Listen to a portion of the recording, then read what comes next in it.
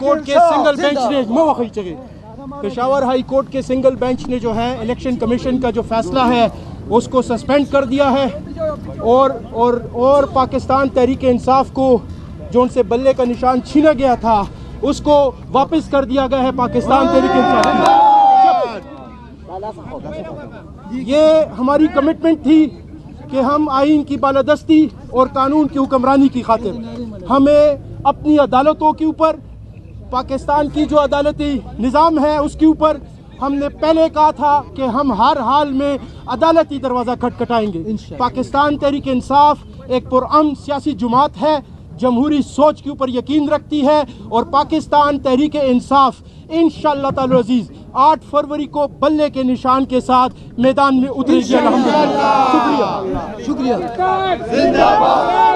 Election भी clean sweep करके दिखाएंगे और बैट हमसे कोई भी नहीं छीन सकता।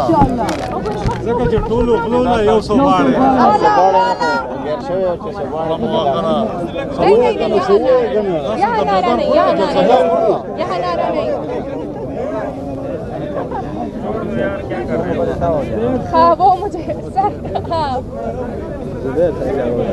अब मैं क्या करूँ, मैंने सर, हाँ अब सही होगी।